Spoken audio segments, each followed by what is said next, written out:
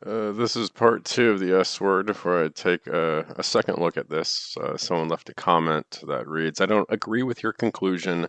Listen to what Thomas Healy says again. He is not creating a picket fence around a competitor's technology. They are creating a picket fence around the Carno to prevent others from creating that picket fence, which might force HYLN to cooperate with competitors who want to sell the Carno also. So let's listen to what Thomas has to say a second time. Patents in force or pending regionally.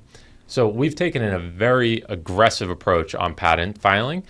We've got many dozens of patents, both in the US and ones that we've subsequently filed internationally.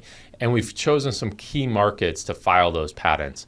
So we're really taking an approach of patent the core IP and then try to create a picket fence around it with different patents that would prevent others from entering this space and competing directly with the design of the Carnot generator.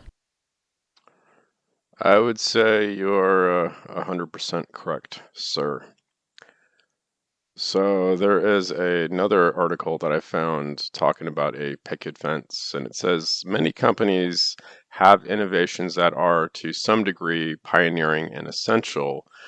These often justify an investment in patent protection as these companies need to protect their freedom to innovate and block others from competing in the marketplace with like or similar innovations.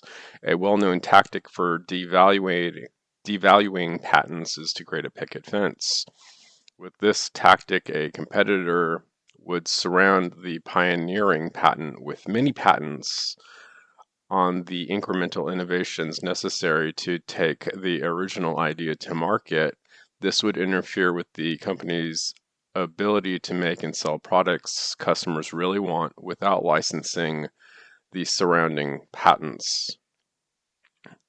To ensure that competitors are not creating a picket fence around your core innovation, you could choose to protect it by placing patents around that innovation.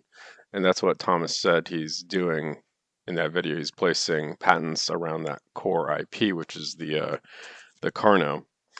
But spending such exorbitant fees for the sake of protecting incremental patents may not be financially practical or even necessary. Defensive publication of these innovations would effectively increase the scope of the original patent by disallowing these incremental competitive patents, since the original patent is fundamental to the incremental improvement. It extends its protection over the new ideas. Now, he's not choosing just to simply disclose, he's actually forking out the cash to file additional patents to protect uh, the original IP. And this article is from the ivbusinessjournal.com, leveraging the power and value of intellectual property. Now, we're just going to listen to Thomas Healy talk. This is the same video again, just one more time. Patents in force or pending regionally. So we've taken a very aggressive approach on patent filing.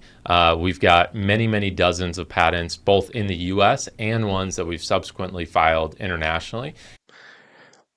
So he's taken it on a global scale, and um, for some reason, I'm not sure why, but in the Patent Strategies for Business, third edition, there's a chapter that's dedicated to foreign patents for U.S. companies. As the United States moves more deeply into the global economy, it is increasingly important for U.S. companies with new technologies to develop patent programs that will protect their inventions throughout the international market.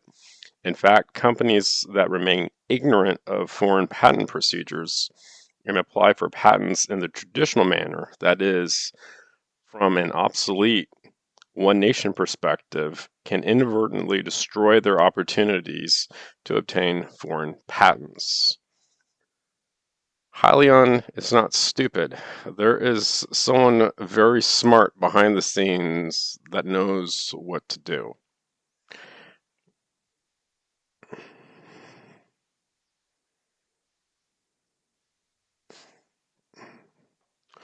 Foreign patent regulations and deadlines are very much different from those that apply in the United States. For example, when overlapping patent applications are filed by two independent inventors, a rule must be applied to determine which will be granted the patent. The United States uses the first to invent rule, that is, the inventor who can prove that he or she was the first to invent a device and diligently pursue its development will obtain the patent rights. The rest of the world, however, uses the first to file rule, that is, the first party to file a patent application is given jurisdiction in a given jurisdiction is awarded the patent. In the United States, once an invention is placed on sale, a 1 year clock is started. Within 1 year, and the inventor must file a patent application in the U.S. Patent Office, or else the invention will lapse into the public domain forever. Now, HYLN hasn't sold anything, but they've already submitted all these patents, and now I see, um, well, no, that was the Patent and Trademark Office. For the trademarks are saying, well, this isn't being used commercially yet. That's another problem. In most other countries, however, there is no grace period. Once an invention is placed on sale anywhere in the world, it is barred from patentability and is in the public domain. Japan is an exception to this rule. It has no grace period, but an invention is barred from Japanese patentability only if it is placed on sale in Japan before a patent application is filed there.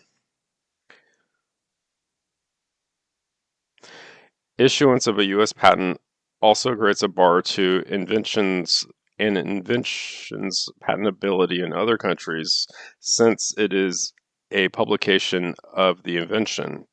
Hence, companies should take care to file foreign patent applications in a timely manner, at least before issuance of the U.S. patent.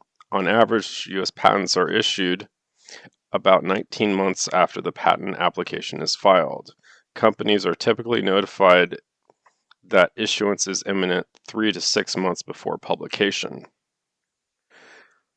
So I have a feeling that these kind of the Hyliion's dragging their feet maybe with timing of, I mean, this is just a guess of these foreign patent applications that they're filing elsewhere. I don't know where they're filing them at, but yeah. Understanding the differences between U.S. and foreign patent systems can yield advantageous information for your company. For example, the U.S. patent applications are secret until a patent is granted, when the application file becomes publicly available. In foreign countries and under the PCT, which is the Patent Cooperation Treaty, applications are published about 18 months after the priority date. By monitoring the publication of foreign patent applications, therefore, companies may be able to obtain helpful clues about the pending U.S. applications and their U.S. competitors. That is especially important in cutting-edge technologies for which a U.S. application may take from 2 to 4 years to be issued and published. In some, because of the differences between U.S. and foreign patent procedures, it is important for U.S. companies interested in developing overseas markets to take 3 steps to ensure that they are able to obtain patent protection in foreign countries. First, because most countries outside the United States award patents to the first party to file a patent application, U.S. companies must keep their inventions confidential until patent applications are filed and must file U.S. patent applications as soon as possible. Then, within a year, companies must file a corresponding PCT application, which will have the effective filing date of the U.S. application. Second, because placing a product on sale creates an immediate ban on its patentability in most countries, it is crucial that U.S. companies file for at least a U.S. patent and for a patent from any interesting non-PCT country before publicly marketing an invention. Finally, U.S. companies need to be sure to apply for foreign patents before U.S. patents are issued. If a U.S. patent is published before a company files a foreign patent application, most foreign patents will be barred. Of course, U.S. patent provides no foreign patent protection.